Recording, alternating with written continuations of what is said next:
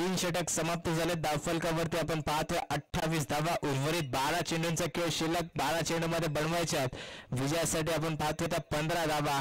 12 चेंडूमध्ये 15 धावा पाहतोय. पवन आणि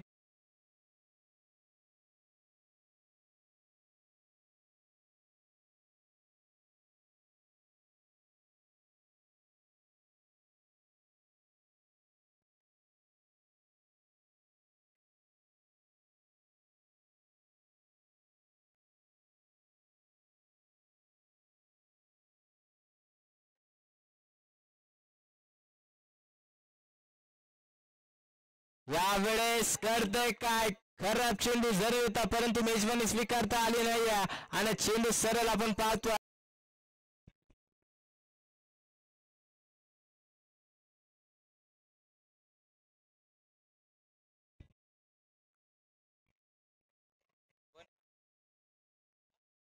धन्यवाद डीजे. नवीन बॅटर आपण पाहतोय बाळू एंटर झालेत मैदानामध्ये.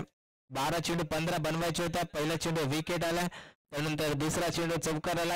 11 चेंडू आपण विचार केला तर आता 9 चेंडू शिल्लक आणि धावफलकावरती 11 धावा बनवायच्या आहेत. पुन्हा एकदा गोलंदाज Sachin right arm round wicket. यावेळेस मिस टाइम स्ट्रोक. बराच काळ चेंडू हवेमध्ये आपल्याला पाहायला मिळतोय. मिडॉनचा क्षेत्ररक्षक झेल पर्यंत पोहोचलाय. सोप्पा झेल कॅरी केला. अजून एक धक्का. इथून आपण पाहतोय लागत असताना धामणी संघाला फलंदाज होईल बाद. Balu back to the pavilion.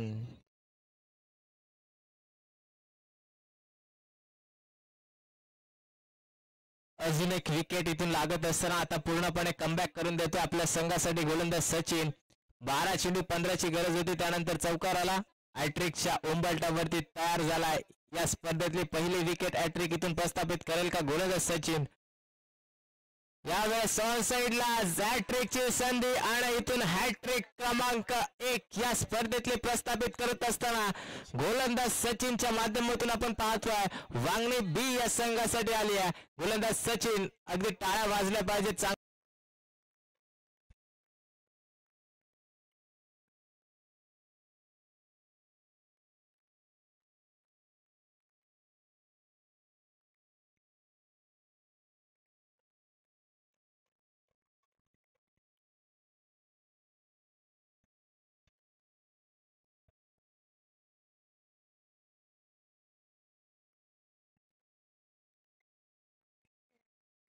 धन्यवाद डीजे.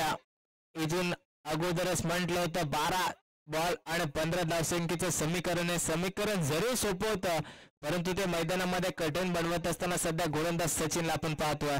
त्याच्या गोलंदाजीच्या जोरावरती दुसऱ्या चेंडूवरती चौकार आला परंतु नंतरचे 3 बॉल 3 विकेट. नवीन फलंदाज राज 8व्या क्रमांकावरती गेलेत. 7 चेंडू आणि 11ची गरज. ओव्हरफुल टॉस इथे देखील घडते काय, फलंदाज असतील बाद.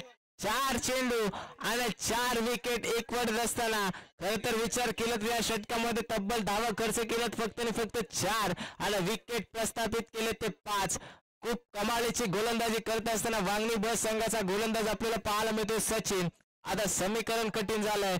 येणारे चेंडू 6 विजयासाठी बनवायचे दामणी संघाला त्या 11 धावा.